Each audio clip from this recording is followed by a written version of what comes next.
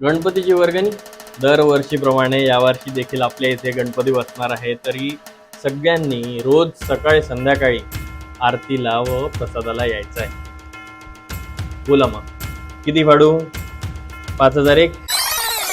अरे मागच्या वर्षी मी 101 रुपये दिले होते. मी रिटायर माणूस. अरे मी कुठून 5001 रुपये देणार? 101 रुपये देतो. अहो 101 रुपये मध्ये साधा उंदीर सुद्धा येत नाही. 101 रुपये मध्ये काय होणार? अरे मागच्या वर्षी तुम्ही गणपती बसवला, कार्यक्रम कधी, आरत्या कधी. हो मागच्या वर्षीचं सोडा, या वर्षीचं बघा तुम्ही. सकाळची आरती 12 वाजता, रात्रीची आरती 10-11 वाजता. ही काय पद्धत आहे? हो मागच्या वर्षी जे झालं ते झालं. या वर्षी आम्ही 25 फुटाची बॅलन्सिंग मूर्ती बसवतोय. खर्च तर होणारच ना. ऍक्च्युली गणेशोत्सव हा जो सण आहे तो टिळकांनी सगळेजण एकत्र यावे म्हणून सुरू केला होता. आणि तुम्ही हा काय ट्रेंड लावलाय 22 फूट 25 फूट?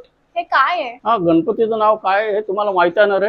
लंबोदर. लंबोदर म्हणजे ज्याचं पोट मोठं असते तो लंबोदर. आणि तुम्ही काय हे 6 पॅक्स वगैरे सुरू केलं, हे तुम्हाला शोभतं का असं? मान्य करतो मागच्या वर्षी आमच्याकडून काही चुका झाल्या असतील, पण यावर्षी नाही होणार याची खात्री देतो. मूर्ती देखील साधी, सुंदर आणि देखणे बसू. आरतीच्या वेळा, कार्यक्रम हे आधीच आम्ही नोटीस बोर्डवर लिहून ठेवू आणि सगळ्यांना एकत्रित आणून गणेशोत्सव साजरा करू.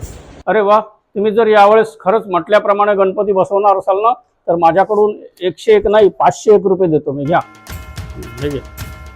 अरे वा, गणपती बाप्पा मोरया.